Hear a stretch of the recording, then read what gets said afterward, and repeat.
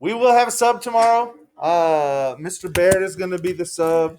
He's a good sub. I've got directions for him. You're going to have the multiple choice assignment over soils.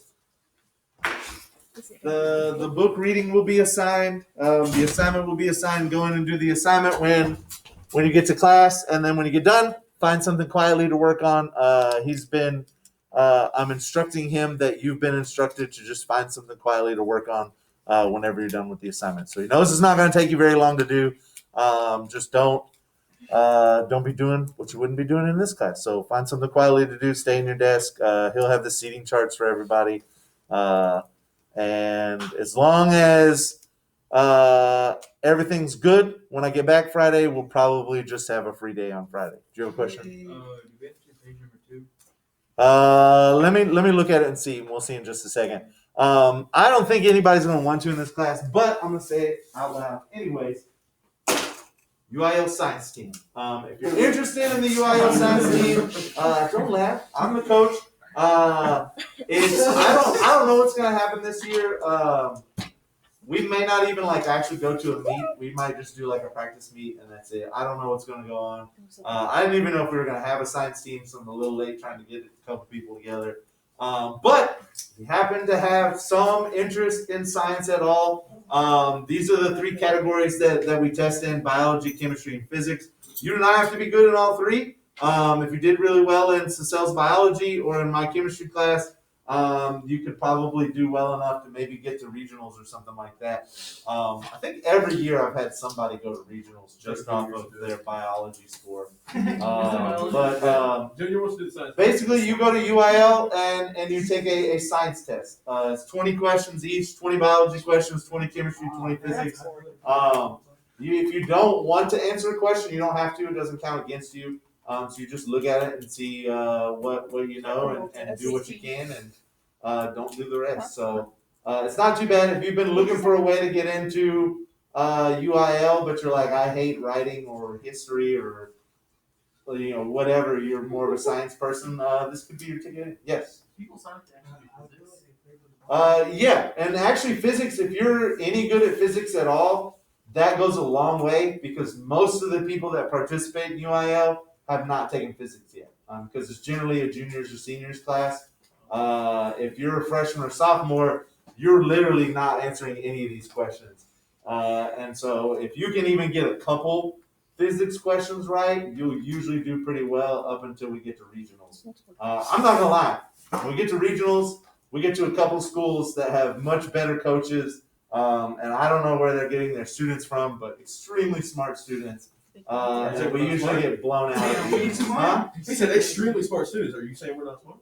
I'm saying that We're just smart. For whatever reason, those schools get a batch of students that are very interested in physics, particularly in physics.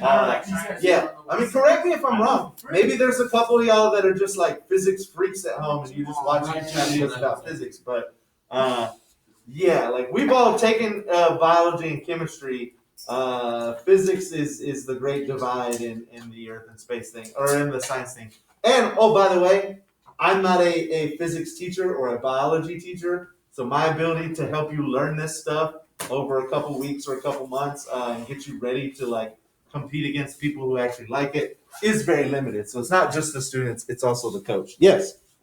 So you said that you only get graded on what you do. So could I just answer one question, and if I get it right, I get 100? Well, it's not a percentage. No, but you're right. It's not a percentage. But it's what is it? It's plus 6 points for every correct answer, and minus 2 for every incorrect answer. So it's all like a total score. So the more questions you get right, the better you'll be.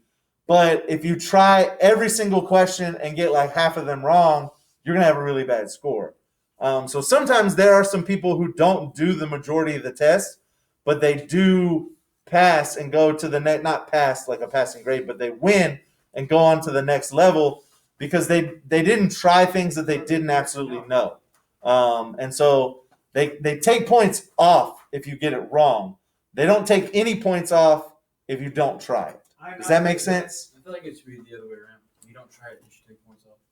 No, because I get what you're saying, but basically what they're trying to do, they're not trying to penalize kids who haven't taken physics yet.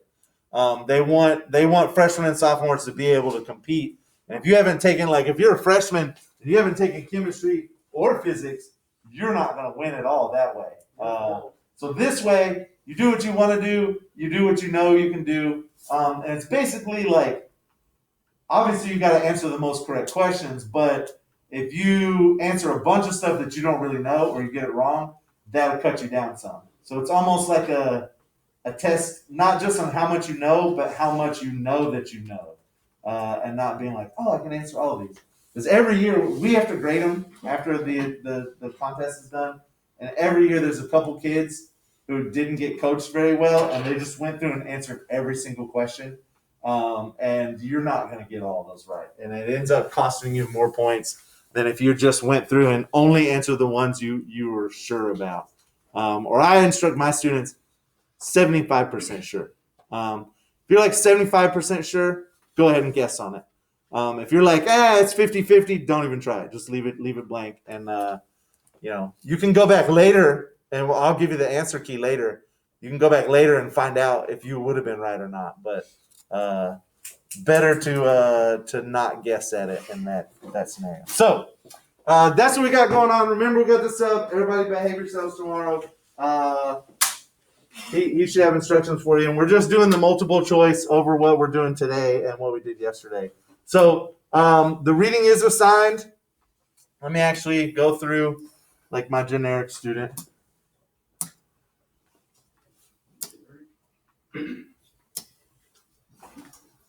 That's his name, Generic.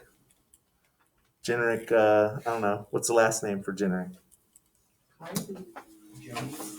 Meredith. I don't know. Generic Bailey. He's my cousin. My cousin Generic. Yeah. All right. So let's find out about that. So if you click on the reading, it takes you to the Explore tab where you can go through and read about what you need to read about to answer the questions. Click on Explore More Resources and scroll all the way to the bottom where you see the exploration, understanding soils. We want to understand these soils. We want to get to know them. So here we go. Let me go back to the actual reading just in case we need that. And scroll back up to the top. Click on page 1. And now I'm ready to go. So introduction.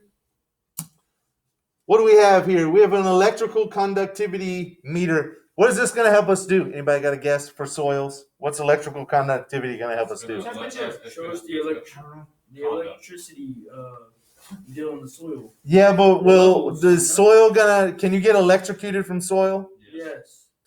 No. If lightning hits the soil, yes. Like how close are you talking about standing next to the lightning bolt? Like this desk to like right there. Yeah, I don't know. I mean, it's not going to be a lot.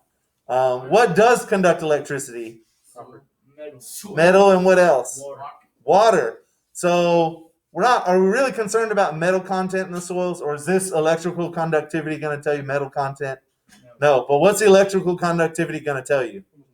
Yeah, how much moisture is. If your parents have like a garden at home, there's like moisture probes that you stick in the soil, and literally they just see how much electricity can I pass from one part of the soil to the other. That's going to tell me whether it's moist. If it's moist, it will pass electricity. If it's not moist, it will not. So we got the electrical conductivity meter. What's a balance going to do? Balance, but balance why? Why would we balance something, even though it's not a balance? Yeah, we want to know how much it weighs. It's a scale. It's a balance. It's a digital balance. Looks like a microwave. That does not look like if there were a door, but that's not a door. Actual balance. And then litmus paper. What is litmus paper used for? Yeah, acidity and basicness, to measure your acid and bases level. So is it important for your soil to have a certain pH? Yes, absolutely. And so you want to test these in your soil to figure out how fertile your soil is and how you can grow things in it. So now we go to Explore tab, and we have 4 different types of soil. We have a test tube where we're gonna test these soils. So I'm just gonna start with the red one, put it in the soil sample, and then click proceed. We've got something we can weigh. Maybe I can't. Well, what do I do here? You gotta grab that and put it over there. No, you gotta grab No, you can drop thing the to the other, right. grab the other thing. The Put it on tool. top of that. Oh, so we're not actually weighing it yet. You Later. don't actually. Electrical conductivity. Yes. So yes, there's a little bit that probably means that there's some sort of sample. Use the proceed button to examine its moisture content. So does that mean it's dry? So then we weigh it. Well, I don't have anything to compare it to, but I assume there's something in there. So we weigh the mass before drying. All right, so what they're going to do here, and actually I have one of these in the back. That's sold by, I think it's Cabela's, as a beef jerky maker. But what is beef jerky really? It's just dehydrated. So if I take a soil sample or another chemical and stick it back there, what's the dehydrator going to do? Take the water out. It's going to take the water out. So if I weigh this before drying and then I dry it and weigh it again, what will be the difference if it had water in it? Well, I don't need to know the exact, but the weight will be different, right? Yeah. Yeah. So if I dry all the moisture out, this little sample should be lighter than it was before. So we dry the sample, and then we record the weight again. And was it different? Yeah. So there's a little bit of moisture in there, which we can compare to the electricity probe. So we calculate it. The mass of the petri dish is 20 grams. Identify the moisture content of the unknown sample. So we went from 15 grams down to 11 grams of soil if we subtract out the 20 grams. So what was our moisture content? It was either 50 or 34. 15 down to 11 is roughly 5%, or I mean, not 5%, but 5. And so I think it's going to be about 34% instead of 50. Good job. I did a great job, y'all. Y'all should be proud of me. Good job. So let's select another sample. You can still, do you want to do the litmus paper? Or no? Oh, did I not do the litmus paper? You just hit My proceed. bad. Yeah, you probably should. Record, dry, record. So it did go down a little bit. Calculate. It's only going to be, well, it ain't 50%, Yeah, it's 30 8%. or whatever. Wait, that's not right. So it was 50%? Oh no, when I clicked mine, it was 34. Well, that was the first one. I went on to a different one. I just did. If it was 20 grams, 15 down to 30. It's only 5 grams. I don't know. Anyways, proceed. Litmus paper. Put the blue in there. Check it. Oh, it turned color. So that probably means that it is acidic. Yes, it's acidic. Proceed. Identify the soil type. So this is where you would go back to the book. And if you go to page 3, they talk about the soil types. And you'd figure out what kind of soil type there is. So petal furs, do they have like a chart for us? The different types of soils. Let's see. Do they talk about acidity?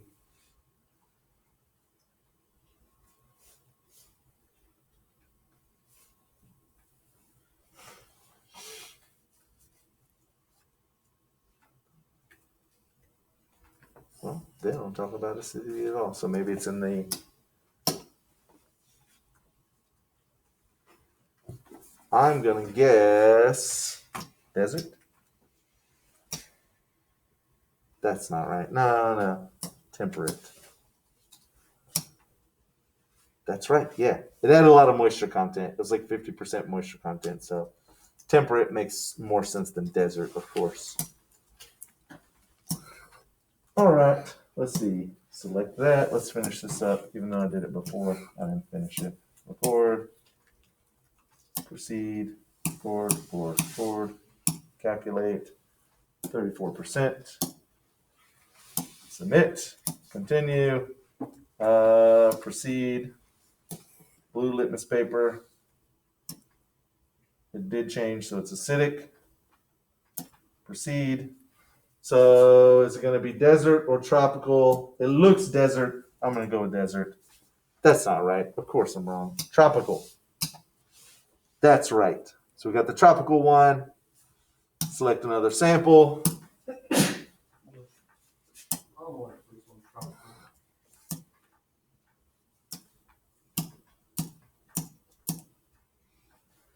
And what is our mass? It only went down just a little bit, so it's going to be 5% water weight, which is really dry, 5% water weight. So I'm going to guess that that's probably a desert. So this did not change color, so it's probably going to be basic. We'll go to the red litmus paper. Check that. It's going to be basic. And with the low moisture content, it's probably going to be a desert pedical. That's right. And then the last one will be Arctic. Do that. Proceed. Electrical conductivity. Record. So probably 8% on this one. Good job. I'm going to guess the red litmus paper first. Oh, I was wrong. Blue.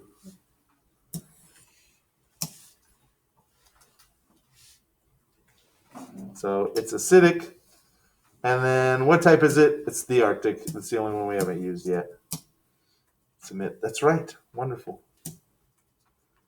So now we have all our information saved down here for our 4 different types of soils, and we can go ahead and answer some questions. So how many questions are in part 1? 6. It's both 6. They're both 6. Then yeah, we're gonna do both of them. Yeah. Oh, so sad. My heart's breaking for you. It's just so tough. So tough. Questions in the overview. Okay, so questions. What is soil made of? Yeah, it's in the overview. Thank you. Soil is a heterogeneous mixture of weathered rock, organic matter, air, and water. So it's all right there for you. It's a mixture of rock, organic matter, which is dead plants and animals and other things. That's what organic means. And then water and air. Hello? Yeah, no problem. All right. Tanner, Mr. Stone. Okay, so number 1 is right above in the overview. Number 2, describe how soil forms. Well, you got to go with each of these things. You need rock to weather and be displaced and go to wherever your soil is. You need organic matter to live and die and decompose at the top. And you need air and water to kind of all mix it together. And so mostly it's going to be your weathered rocks and sediments and your decomposed plant matter from the surface, things living and dying there. So that's how soil forms. Let's see. Do they have a better explanation in the book? Probably not, but we can look and see. Definitely would be on page 1. Ingredients of soil, humus. I guess maybe it's on page 2. Let's go. Soil horizons. Maybe it is on page 1. Anyways, we got it answered. Number 3, what factors determine the rate of soil formation and the type of soil formed? So that actually will need to come out of the book. But what's going to determine how fast your soil forms? Well, it's the things that go into it. How fast is your rock weathered? And how fast do things live and die at the surface? If you're talking about a desert, you're not going to have very much organic matter living and dying at the surface, so it's going to take you a lot longer to form a soil. If you're talking about somewhere like a tropical rainforest, it will probably form soil pretty quickly. So let's go back and take a look at that real quick. It might be on page 3. How and why soils differ. So soils can be very different depending on the conditions in which they form. The most important factor that affects soil formation is climate. So how hot, how rainy, that's going to determine how fast your rock weathers. So they talk about affecting the rates of weathering. And then how much stuff is living and dying at the surface. That's going to affect your organic content and how much humus you have. Humus. And so your climate, the temperature and the amount of rainfall is going to affect your weathering rates and the rate of your humus production. That should be your answer for number 3. So what factors determine the rate of soil formation and the type of soil formed? Climate. Climate is going to be your temperatures and your moisture, your precipitation throughout the year. That's going to determine how fast you weather and how fast you build up your organic matter, which is humus. What factors affect the electrical conductivity of the soil? Use this exploration to identify the electrical conductivity of temperate petal-fir soil. So let's go back to the chart and take a look at this. Our electrical conductivity was the highest in that temperate petal-fir soil. Excuse me. So where you have the highest electrical conductivity, you have the highest moisture content. As your moisture content goes down and down and down, you get lower and lower electrical conductivity. It's not quite lining up at the bottom 2, so let's see if there's something else that kind of works into that.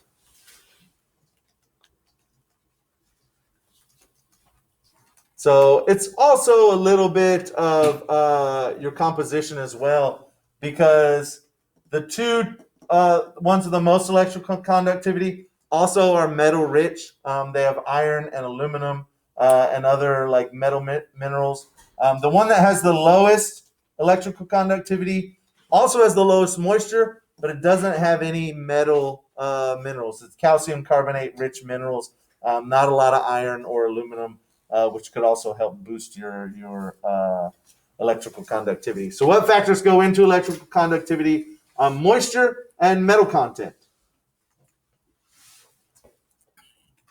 And explore electrical conductivity of temperate petal-fir soil. The temperate petal-fir soil will have the highest electrical conductivity out of the 4 that we sampled. Which one? The highest. The one they ask about, the temperate petal-fir soil. So number 5, what do you think? Why do you think soil sample number 2 is so much browner compared to soil sample number 3? So I don't remember which one was 1, 2, and 3. But what would make a soil sample much more brown? More moisture. So they're comparing what 2 and 3 is this 2 and that's 3. 2 looks browner than 3. Did I read that right? Maybe he's talking about the second one on the short. Why do you think soil sample number 2? No, 2 is more brown compared to soil sample number 3. So moisture can definitely help, and 2 did have more moisture than 3. What else could it add to the level of like brownness? What are our 2 main constituents of soil? We got weathered rock, and what's the other thing? Yeah, humus and dead things, like decomposed plant matter. Is decomposed plant matter and dead things probably going to be like a darker color brown? Yeah. So like the more humus I have mixed in, it's going to be a darker soil along with the moisture. So I would say those 2 things, more moisture and more organic material or humus is going to make sample number 2 more brown than sample number 3.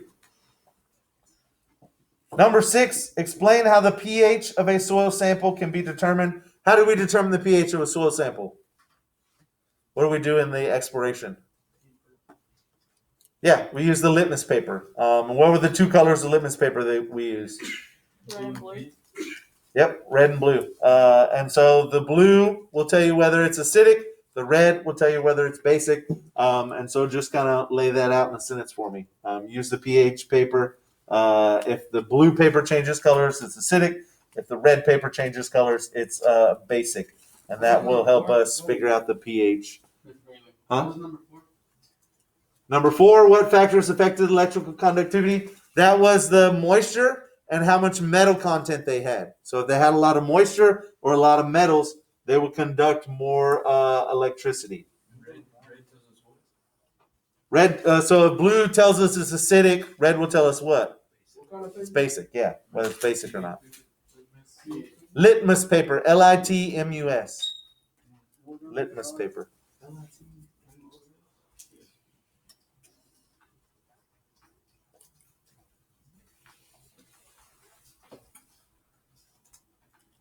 All right, so when you get done with those 5, make sure you hit submit on this page.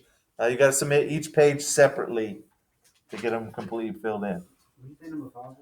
Number 5, why is sample 2 much browner than sample 3? So we had 2 reasons. One of them was what? Moisture. So moisture is going to make it look darker. And what else would make your soil look darker? Yeah, what kind of plant matter you have in there? So your organic matter or your humus is also going to make it look darker.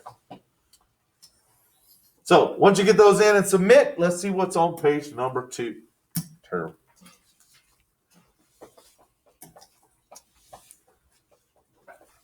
So let's see. Number 7, explain how moisture content of soil is calculated using its mass. So what did we do to the soil to figure out how much moisture content it had? Heat it and dehydrate it and wait it again. Yes, and so that's literally what you want to type in. You weigh it as normal, just like it is when you take it out of the ground, and then you put it in a dehydrator, which is going to evaporate all the water away, and then you weigh it again, and you subtract the difference between those and divide that into your total weight of soil, and that'll tell you what percentage you have for your moisture content of your soil.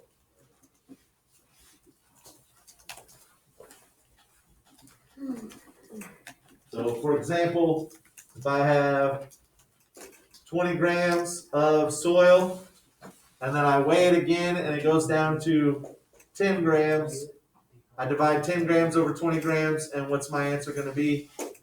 0.5. So what is my percentage, my moisture content? 50%.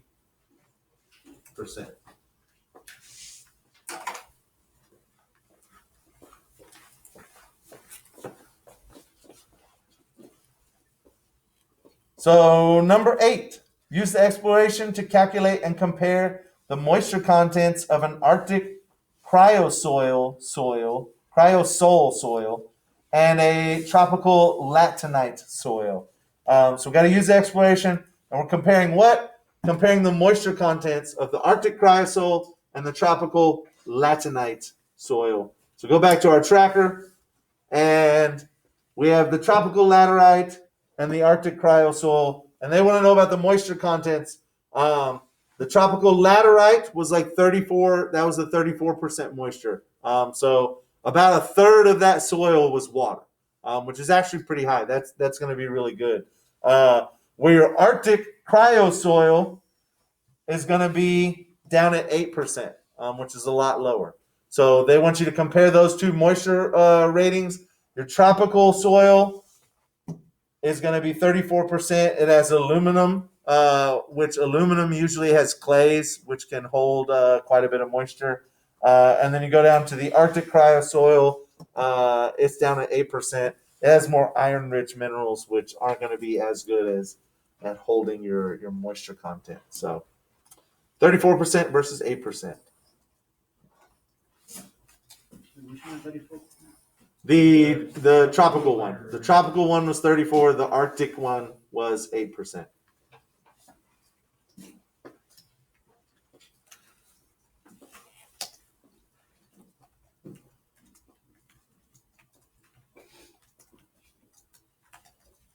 So number 9, identify the following. A soil that consists of insoluble iron and aluminum oxides formed due to leaching of the parent rock. And B, soil that consists of quartz, clay, iron-rich minerals formed due to hydration and hydrolysis of the parent rock. So we got to try to figure out what these two are going to be name-wise for soils. I assume they're going to be up at the top, but we're going to double check them with the book as well. So iron and aluminum. looks like it could be the tropical laterite. And then quartz and iron. Quartz, clay, iron-rich minerals, hydration and hydrolysis of the parent rock. That's probably going to be your temperate pedal fir, because in your temperate, you're going to get a lot of humidity, moderate rainfall, humidity, and so I think that's going to be your hydrolysis of rocks. But let me see if they actually have that in the book and explain that a little bit better. So types of soils is going to be down here on page 3. Jump on. Come down here. Soil types. Iron and aluminum rich, making them deeper in color. Warm human tropics. Chemical weathering.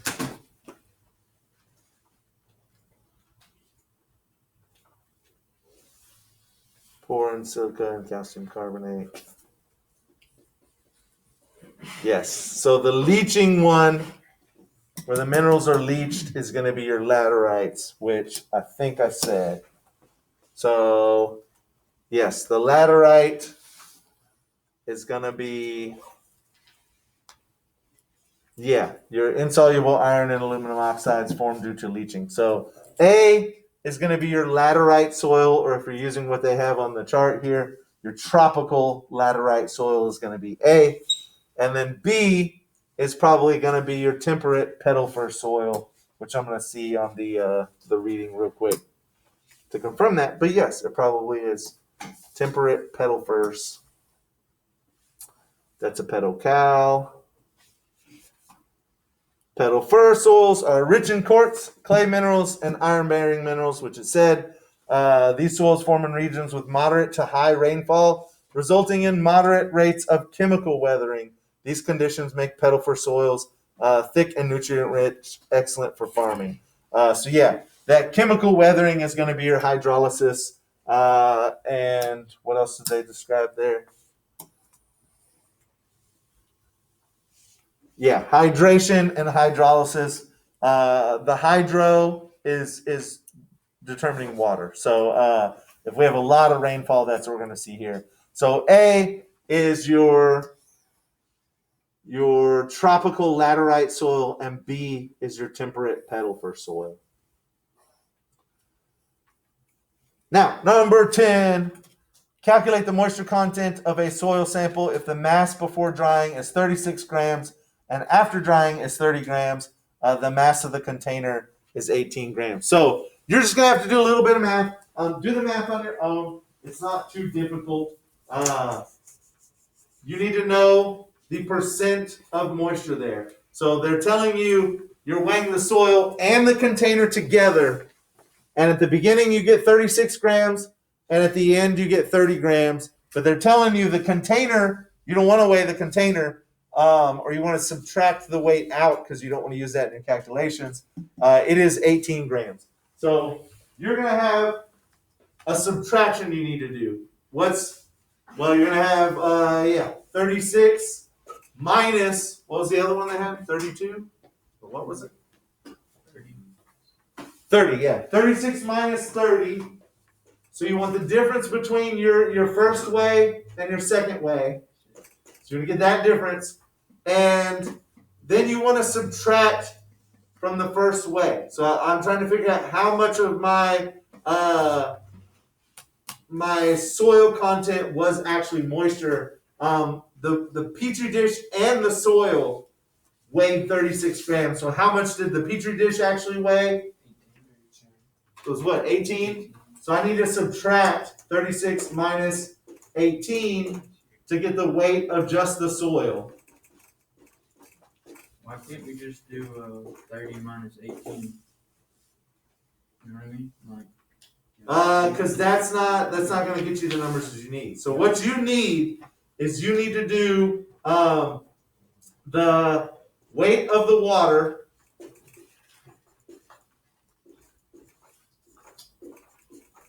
You do the weight of the water divided by the total weight What's the weight of the water? of the water plus the soil. The weight of the water, 6. And the way the soil. Listen. Do your own math. Oh, that's fine. So the first time you weighed it, it was 36. The second time you weighed it, it was 30. So think back to what we did in the exploration. We took the wet soil, we weighed it first, and we put it in the beef jerky maker and dehydrated it out, and then we weighed it again. The second weight is the dry soil. So the difference between the first weight and the second weight should be your water weight.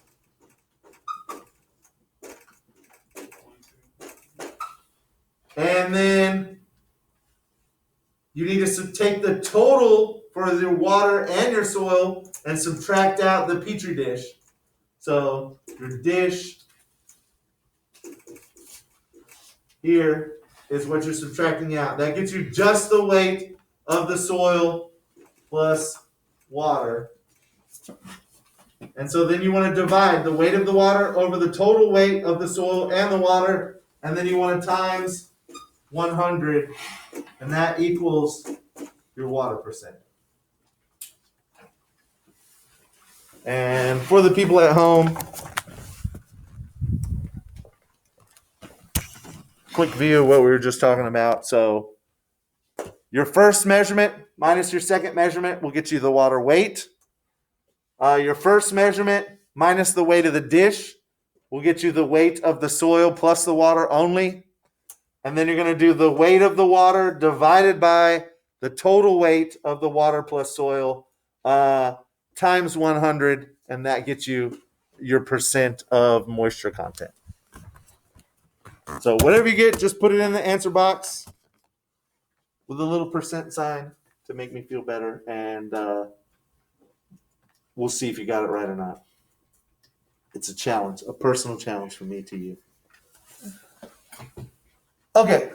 Number 11. Use this exploration to identify if the desert pedical soil and Arctic cryosol soil is acidic or basic. Identify the factors that control the pH of a soil. So if we go back up, I imagine one of them is going to be acidic and the other one's going to be basic.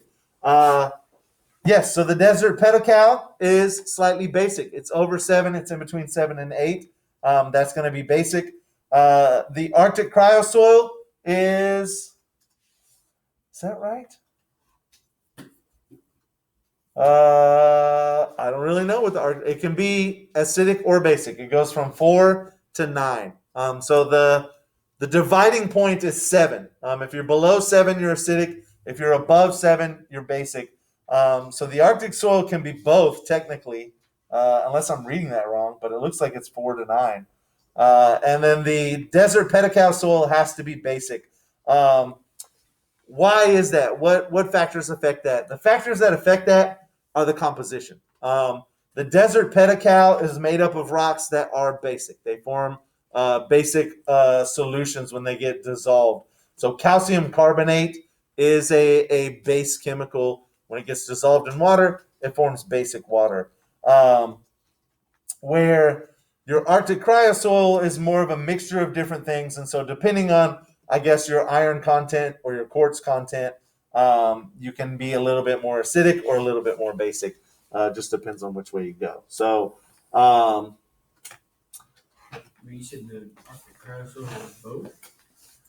yes. Well, according to the chart there, it says it can range from 4 to 9. So it can be acidic, where the desert pedical cannot be acidic. It's only basic. But the Arctic cryosol technically could be acidic or basic if we're going by the exploration, which they told us to do. So, yeah, the desert is basic. The Arctic is acidic or basic, one or the other. Not both, but one or the other. And identify the factors that control the pH of the soil. It's the composition. What minerals, what elements are making up the soil. That's going to determine whether it's basic or acidic when you mix it with water. And then number 12, finally, use this exploration to identify the precipitation, humidity, and vegetation associated with the following types of soil. The desert pedical soil and the temperate petal-fir soil. So they want to know 3 things for each of these. Precipitation, humidity, and vegetation. So let's go back up. For the desert pedical, the first one, It has low moisture, right? So it's down at 5%. It's the lowest of all the moistures. So what do I expect my precipitation and my humidity to be like? Yeah, low precipitation, low humidity, which they tell us right there. And then what kind of vegetation am I going to have in the desert? Yeah, cactus and shrubs. Not a lot of vegetation in what's there, are just pretty much cactus and shrubs, which are good at living in that area. So desert petrified soil, low precipitation, low humidity. Vegetation is cactuses and shrubs. We got a lot of shrubs around here. We're not desert or nothing, but we got shrubs. B, the temperate petrified soil.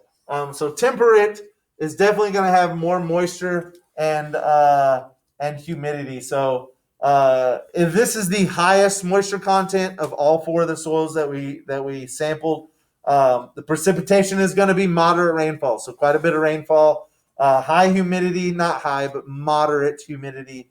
And then the vegetation, it's going to have trees like conifers, large shrubs, and ferns. It's going to be like it's almost like a rainforest. And so, yes, conifers, shrubs, and ferns are going to be your vegetation with moderate rainfall and moderate humidity. Wonderful. Make sure you hit submit on the second page. Then you have a fairly easy grade in for you. Put your mask up.